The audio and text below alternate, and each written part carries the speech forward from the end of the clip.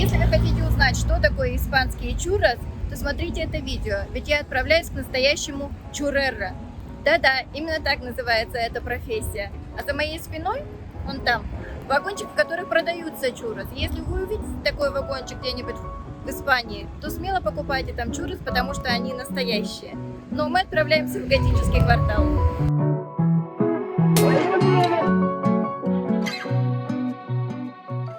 Чуррос называют в Испании сладкую выпечку из заварного теста, которая традиционно подается на завтрак с чашкой горячего шоколада.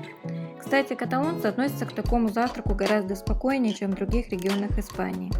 Например, моя подруга родом из Бургас. Так вот, она обожает чуррос и, хотя следит за своей фигурой, но в завтрак из чуррос по выходным себе не отказывает.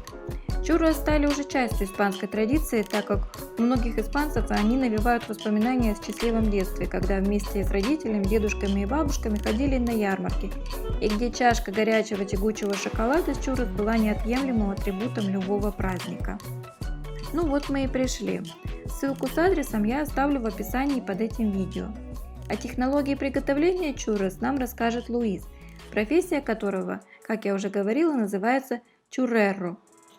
Профессия эта перешла к нему по наследству от его отца, который в 1968 году открыл в центре Барселоны свою чуррерию.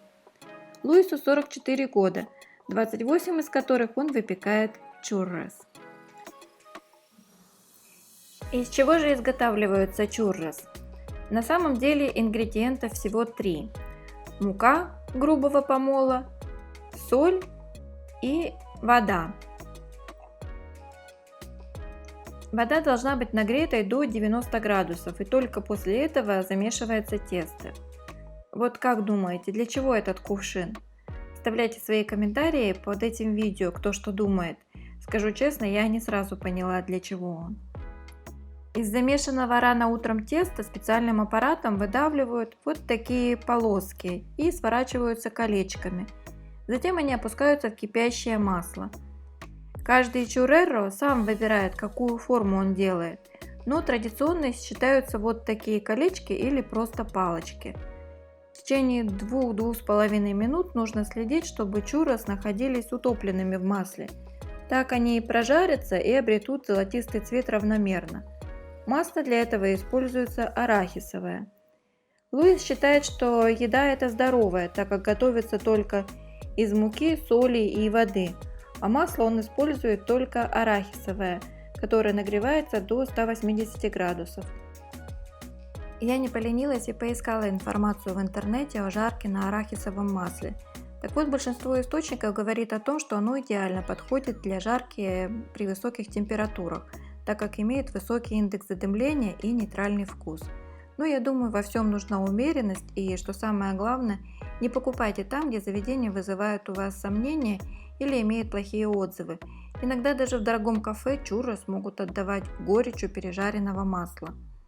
Еще я узнала, что если все churros одинаковой формы и размера, значит они замороженные. В Испании есть целые фабрики, где производят замороженные churros. Так что не дайте себя обмануть, если увидите вот такие churros, как на картинке. Настоящие churros выглядят вот так. Churros чаще всего подаются с чашкой густого тягучего шоколада, но есть и другой вид churros, когда к ним лучше подойдет чашка чая или кофе, потому что такие трубочки заполняются либо нутеллой, либо заварным кремом, либо что-то напоминающим наше сгущенное молоко. И если обычных простых churros кидается 5-6 штук, то тут, конечно, больше 2 уже вряд ли осилить. Удивил меня тот факт, что необходимое количество муки различается летом и зимой, а также в дождливые дни. Летом, например, на 5 литров воды идет 3 килограмма 700 грамм муки, а зимой на 400-500 грамм больше, потому что водопоглотительная способность муки зависит от времени года. И здесь, конечно, важен опыт churrero.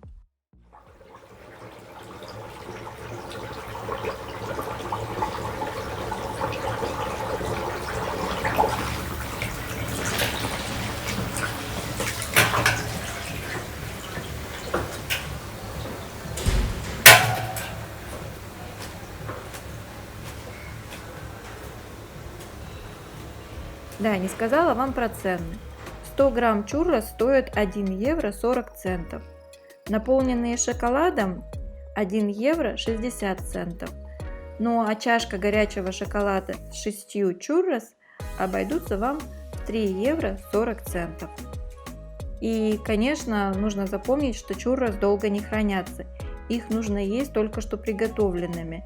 Ну или максимум в течение 2 часов после того, как они были пожарены. Это безумно вкусно.